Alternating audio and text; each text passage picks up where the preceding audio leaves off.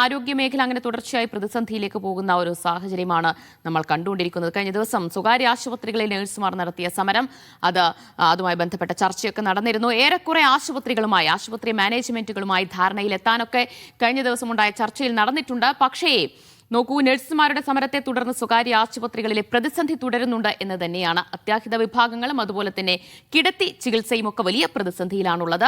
കഴിഞ്ഞ ദിവസം നടന്ന ചർച്ചയിൽ ചില സ്വകാര്യ ആശുപത്രികൾ കരാറിൽ ഒപ്പിട്ടതോടുകൂടി സമവായം ഉണ്ടായിട്ടുണ്ട്. പക്ഷേ ഇനിയും സഹകരിക്കാത്ത ആശുപത്രികളിൽ ഇന്നു മുതൽ സമ്പൂർണ്ണ സമരം നടത്താനാണ് UNA തീരുമാനിച്ചിട്ടുള്ളത്.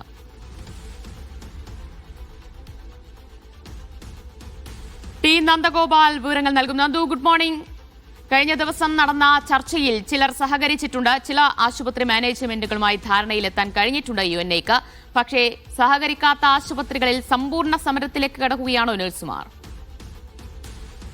ഇന്നലെ തൃശ്ശൂരിൽ നടന്ന ചർച്ചയിൽ ഏതാണ്ട് 7ഓളം സ്വകാര്യ ആശുപത്രികൾ ഇങ്ങനെ ഒരു സമവായത്തിലേക്ക് എത്തിയിട്ടുണ്ട് എന്നുള്ളതാണ്. അവർ ഈ കരാറ് അംഗീകരിച്ചിട്ടുണ്ട്. അവിടങ്ങളിൽ ഇനി പണിമുടക്ക് ഉണ്ടാവില്ല എന്നുള്ളതാണ് UNAയുടെ നേതൃത്വത്തിൽ തീരുമാനിച്ചിരിക്കുന്നത്. ഈ കരാർ പ്രകാരം പറയുന്നത് അടിസ്ഥാന ശമ്പളം 32,700 രൂപയാകും എന്നുള്ളതാണ്. അതോടൊപ്പം ശമ്പള വർധനവ് 8,000 മുതൽ 12,000 രൂപ വരെ ഉണ്ടാകും.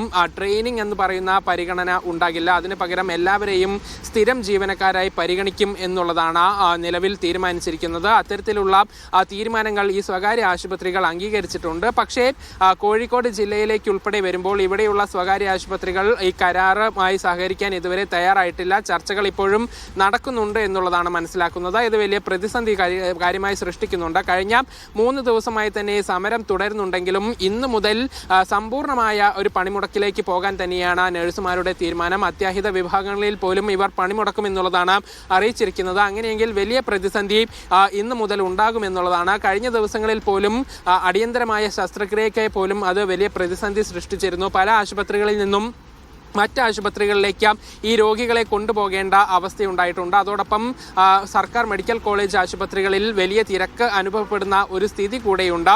ഇന്നിപ്പോൾ സമ്പൂർണ്ണ പണിമുടക്കിലേക്ക് കൂടെ പോകുമ്പോൾ സ്ഥിതി കൂടുതൽ വഷളാകുമെന്നുള്ളതാണ്. പ്രത്യേകിച്ചും നമുക്കറിയുന്നത് പോലെ നഴ്സുമാരില്ലാതായാൽ തന്നെ അത് വലിയ പ്രതിസന്ധി രോഗികൾക്കിടയിലൊക്കെ സൃഷ്ടിക്കുമെന്നുള്ളതാണ്, പ്രത്യേകിച്ചും സ്വകാര്യ ആശുപത്രികളിലൊക്കെ. അതുകൊണ്ട് ഇന്ന് കൂടുതൽ ചർച്ചകൾ ഉണ്ടാകുമെന്നുള്ളതാണ് മനസ്സിലാക്കുന്നത്. അതേസമയം കോഴിക്കോട് ചില സ്വകാര്യ ആശുപത്രികൾ ഈ തീരുമാനത്തെ അനുകൂലിക്കുന്നുണ്ട് എന്നുള്ളതാണ് മനസ്സിലാക്കുന്നത്. പക്ഷേ അതൊരു നടപടിയിലേക്കൊന്നും തന്നെ പോയിട്ടില്ല. പെട്ടെന്ന് ശമ്പള വർധന ഉൾപ്പെടെയുള്ള കാര്യങ്ങളായതുകൊണ്ട് കൂടുതൽ ചർച്ചകൾ ആവശ്യമാണ് എന്ന നിലപാടിലാണ് ഈ സ്വകാര്യ ആശുപത്രികൾ ഉള്ളത്. പക്ഷേ അത് അംഗീകരിക്കാനുള്ളൊരു തീരുമാനം അവരുടെ ഭാഗത്തു നിന്നുണ്ടോ എന്നുള്ളതാണ് മനസ്സിലാക്കുന്നത്. അങ്ങനെയെങ്കിൽ ഈ സമരത്തിൽ ഒരു അയവ് വരും എന്നുള്ളതാണ്. ഏതായാലും പൂർണ്ണമായും സഹകരിക്കാത്ത ആശുപത്രികളിൽ സമ്പൂർണ്ണ പണിമുടക്ക് നടത്താൻ തന്നെയാണ് UNAയുടെ തീരുമാനം. അങ്ങനെയെങ്കിൽ വരും ദിവസങ്ങളിലും വലിയ പ്രതിസന്ധി രോഗികൾ നേരിടേണ്ടി വരും.